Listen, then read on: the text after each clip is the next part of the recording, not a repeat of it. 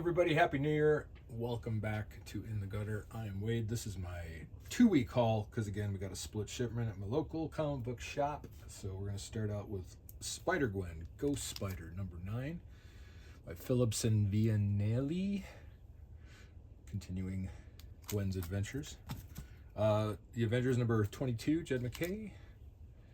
And Black Cat, question, meets the newest member of the Avengers, the Black Cat.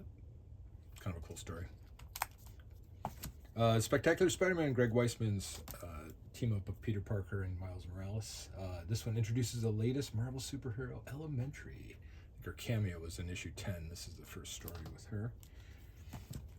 Daredevil number 17, where Daredevil and Bullseye once again butt heads.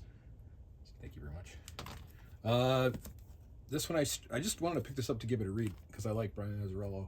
This one's The Cream Below, and I believe it's 2. I didn't even know there was a 1, so maybe I should go back and pick that up and check it out. But I enjoyed this issue very much. And I like to pick up all these Disney items as well. So there's What If Mickey and Friends Became the Fantastic Four, issue number 1. I got the goofy Human Torch variant cover and cover A. If you have kids in your family, this might be a good way to introduce them to comic books, especially the Marvel Universe. It's kind of fun. Okay, a couple of cover buys. Ji-Hung Lee's Magic number 1 and the David Nakayama. These are both variant covers, but I really like both these artists, and I figured I'd pick them up just for the covers. All right, and back in his traditional costume, the Amazing Spider-Man number 65, the 8 Deaths of Spider-Man continues. So again, this cosmic stuff, I think everyone in the Spider-Man universe dies in this issue, so if you like that kind of stuff, this is the issue for you. Cassandra Batgirl teams up with her mom, continue on in Batgirl number 3. This is a very cool story.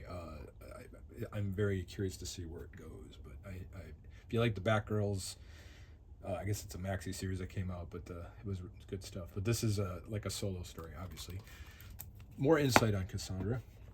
And again, for fans of the Green, Poison Ivy, aka the Green Knight, or a disciple at this point, becoming a deity. I'm not quite sure, but it's a pretty cool story about power and celebrity almost. It's very interesting.